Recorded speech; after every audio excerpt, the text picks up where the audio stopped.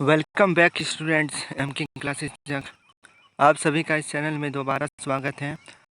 आज JCERT class 8 science chapter 14 के बारे में हम लोग देखेंगे, जो कि चैप्टर का नाम है ध्वनि।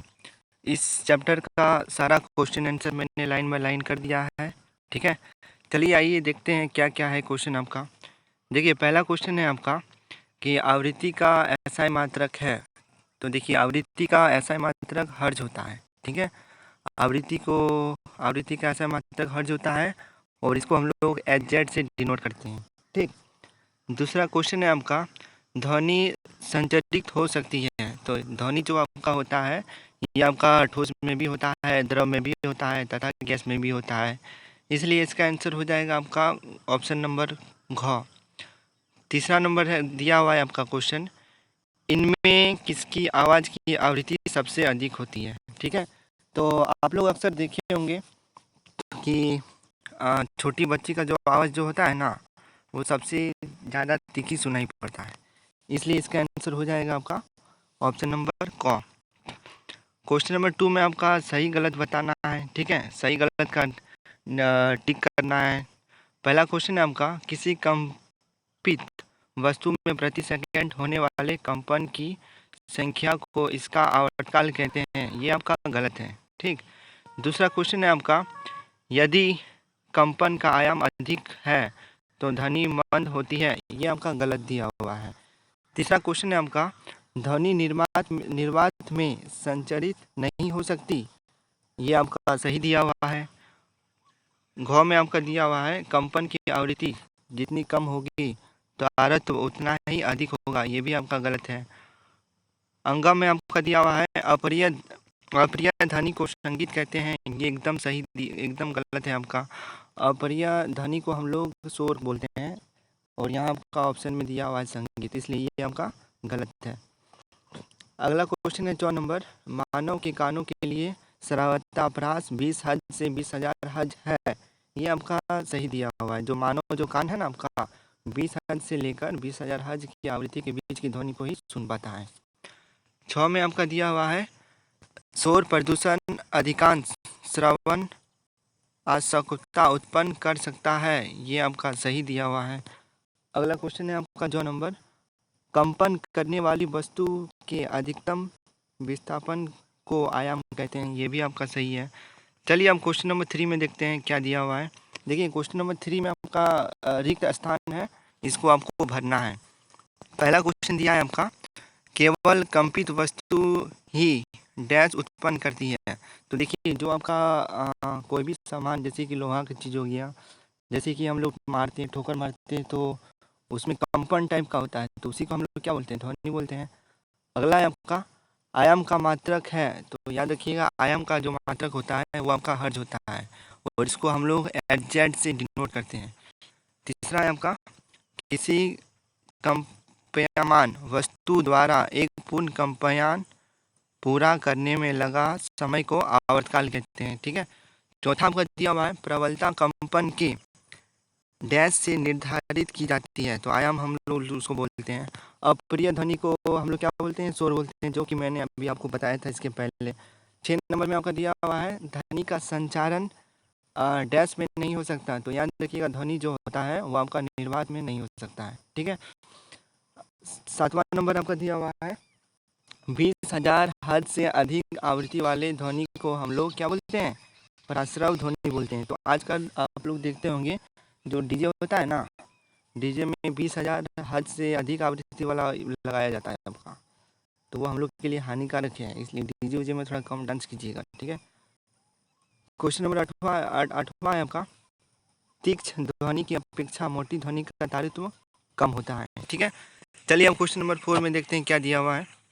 क्वेश्चन नंबर 4 में आपका एक नोमरिकल दिया हुआ है। नोमरिकल क्या है आपका, यदि कंपित वस्तु 5 सेकंड में 500 बार कंपन करती है तो इसका आवर्तकाल तथा आवृत्ति ज्ञात करें। ठीक है, तो देखिए मैंने कर दिया है, आप लिख लीजिएगा, काहे कि वीडियो भी लंबा हो रहा है, तो इसमें आप लोग का थोड़ा दिक्कत हो जाएगा, इसलिए स्क्रीनशॉट खींच लीजिए और लिख लीजिए। ठीक है, चलिए अब आते हैं क्वेश्चन नंबर 5 पे। क्वेश्चन नंबर 5 आपका एक बहुत ही अच्छा क्वेश्चन दिया हुआ है कि एक मच्छर अपने पंखों को 400 बार कंपन प्रति सेकंड की औसत दर से कंपित करके ध्वनि उत्पन्न करता है। कंपन का आवर्तकाल ज्ञात करें। ठीक है, एक मच्छर है आपका। ठीक है, मच्छर अधिकतर देखिए मच्छर कहाँ भिनभिनाता है ना, अधिकतर हम लोग का कान के सामने भिनभिनाता है। तो आपका 1 सेकंड में 400 बार ये कंपन पंखा को हिला लेता है। ठीक, तो बोलता है कि एक दोलन मतलब एक दोलन पूरा करने में उसको कितना समय लगेगा। तो देखिए इसका जो फॉर्मूला होता है आवर्तकाल इक्वल टू होता है 1/t। ठीक है, आवर्तकाल इक्वल टू फॉर्मूला क्या होता है 1/t होता है। तो 1 ये आपका दिया हुआ है और 400 कंपन कितना बार करता है 400/t। तो इसको हम लोग जब चेंज करेंगे काटा काटी करेंगे तो ये आपका पॉइंट में आ जाएगा 0.0025 सेकेंड। ठीक है, इसलिए इसका आवर्तकाल कितना हो जाएगा आपका आवर्तकाल हो जाएगा 0.0025 सेकेंड। चलिए अब आते हैं क्वेश्चन नंबर 6 पर।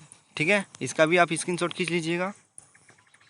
देखिए क्वेश्चन नंबर 6 में क्या दिया हुआ है कि शोर और संगीत में क्या अंतर है, क्या कभी संगीत शोर बन सकता है। ठीक है, तो चलिए आइए शोर का डिफिनेशन क्या दिया हुआ है चलिए देखते हैं। अनियमित कंपनों से उत्पन्न होने वाली अप्रिय ध्वनि को शोर कहते हैं। ठीक है, जैसे एग्जाम्पल के लिए कक्षा में सभी बच्चे के तेज तेज बोलने से, हथौड़ा चलाने से। ठीक है, और आपका और एक ये भी हो जाएगा अधिकतर देखते होंगे आप मार्केट जब जाते होंगे तो गाड़ी भाड़ी का शोर सबसे ज़्यादा सुनाई पड़ता है। और संगीत किसको बोलते हैं जो हम लोग को सुनने में प्रिय लगता है, जैसे कि गाना हो गया, डीजे हो गया, डीजे के सामने हम लोग डांस करते हैं पूरा कूद कूद के। तो संगीत का आपका क्या हो जाएगा डिफिनेशन, चलिए आइए देखते हैं। नियमित कंपनों से उत्पन्न प्रिय लगने वाली सुस्वर ध्वनि को संगीत कहते हैं। जैसे सितार गिटार हो गया आपका, सितार के तार से उत्पन्न ध्वनि। ठीक है, इसका भी आप स्क्रीनशॉट खींच लीजिएगा। चलिए अगला क्वेश्चन पे देखते हैं। अगला क्वेश्चन देखिए आपको यहाँ मानव वाक तंत्र। ठीक है, जिससे हम लोग का ध्वनि निकलता है उसका आपका चित्र बनाना है और इसका बारे में आपको व्याख्या करना है क्या क्या होता है। तो आप स्क्रीनशॉट खींच लीजिएगा और लिख लीजिए। इसका एक और आंसर हम बनाए हैं, आप चाहे तो हम आपको दिखा देते हैं, आपको जो अच्छा लगेगा आप वही याद कर लीजिएगा। देखिए यहाँ भी एक और दिया हुआ है, आप वही वाला कीजिएगा, ये भी थोड़ा अच्छा दिया हुआ है। ठीक, देखिए लाइन बाय लाइन में हम आपको दिखा देते हैं, वीडियो लंबा होगा इसलिए जल्दी जल्दी दिखा देते हैं। ठीक, चलिए अब आते हैं क्वेश्चन नंबर 8 पे। 8 नंबर आपका दिया हुआ है अपने वातावरण में शोर प्रदूषण के स्रोतों का सूची बनावें। मतलब आपका क्वेश्चन बोल रहा है कि आपका आसपास जो भी हल्ला ये हो रहा है, हल्ला गुल्ला हो रहा है, उसका आपको एक लिस्ट बनाना है। जिस तरह की हम लोग 1 जनवरी पिकनिक करते हैं उस टाइम हम लोग पार्टी का लिस्ट बनाते हैं ना, बर्थडे पार्टी का, जैसे चॉकलेट केक ये वो, उसी टाइम का आपको एक लिस्ट बनाना है। तो हम लोग देखते हैं सड़क में आपका मोटर वाहनों का हॉर्न बहुत तेज सुनाई देता है। जब हम लोग टीवी देखते हैं तो टीवी आवाज़ करता है, रेडियो की अधिक ध्वनि। ठीक है, लाउड स्पीकर एवं फटाकों की ध्वनि, शादी ब्याह में फटाखा का ध्वनि बहुत दूर दूर तक सुनाई देता है। अगला आपका घरेलू उपकरणों जैसे मिक्सर एवं कूलर की ध्वनि, जब हम लोग घर में मसाला वसाला पीसते हैं तो मिक्सर मशीन भी आवाज़ करता है। ठीक, चलिए आते हैं क्वेश्चन नंबर 9 पे।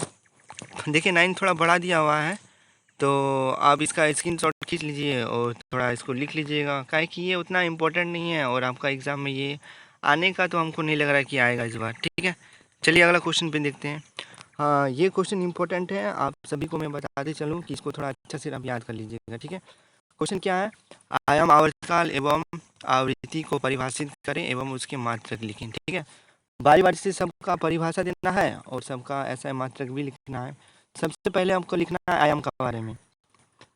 कंपन करती वस्तु की मध्य स्थिति से अधिकतम विस्थापन आयाम कहलाता है। ठीक है, इसका जो ऐसा मात्रक होता है इसका मीटर होता है।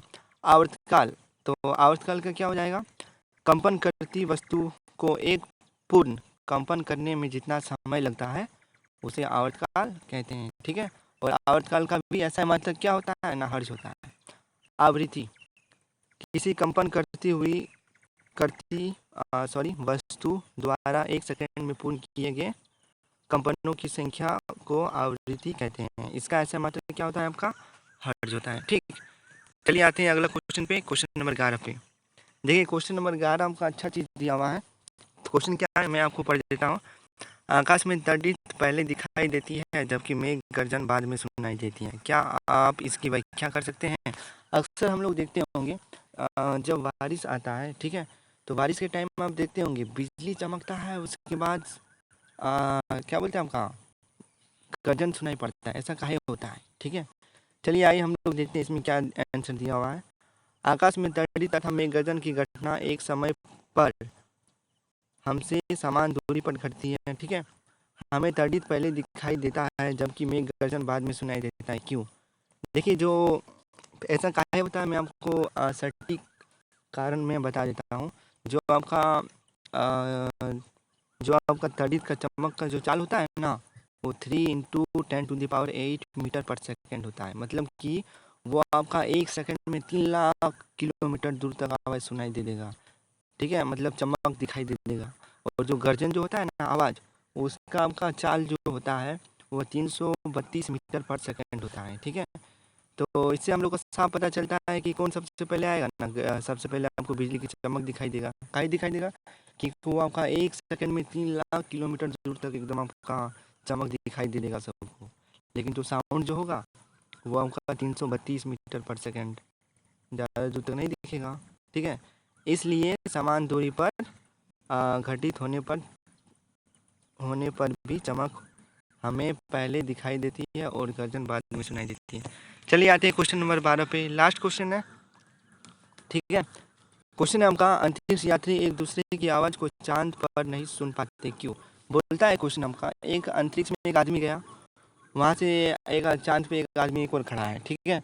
तो वहाँ से वो चिल्लाएगा तो उसका आवाज़ काहे सुनाई नहीं देता है, उसका बारे में आपको जानना है। तो देखिए, सीधा सीधी बात है, वहाँ आपका वायुमंडल नहीं है, ठीक है। तो यहाँ आपका आंसर दिया हुआ है, क्योंकि चांद पर ना कोई हवा है ना कोई वायुमंडल। चांद की सतह पर खाली जगह है, ध्वनि का संचारण नहीं हो पाता, क्योंकि ध्वनि के संचारण के लिए माध्यम की आवश्यकता होती है। ध्वनि निर्वात में संचारण नहीं होती, इसलिए अंतरिक्ष यात्री एक दूसरे की आवाज़ को चांद तक नहीं सुन पाते, ठीक है। तो इस तरह मैंने आपका इस चैप्टर का सारा क्वेश्चन आंसर करा दिया है, ठीक है। आप चाहिए तो आप सभी से मैं अनुरोध करता हूँ कि आप सभी इस चैनल को सब्सक्राइब कर दें। कक्षा 8 के साइंस के जितने और चैप्टर बाकी है मैं इस चैनल पर अपलोड कर दूंगा वीडियो, ठीक है। धन्यवाद आप सभी का, सबका स्क्रीनशॉट खींच लीजिएगा और अच्छी तरह से लिख लीजिए और याद कर लीजिए। आपका ये जो परीक्षा है इसमें इससे आपका बहुत सारा क्वेश्चन आएगा। धन्यवाद आप सभी का, थैंक यू।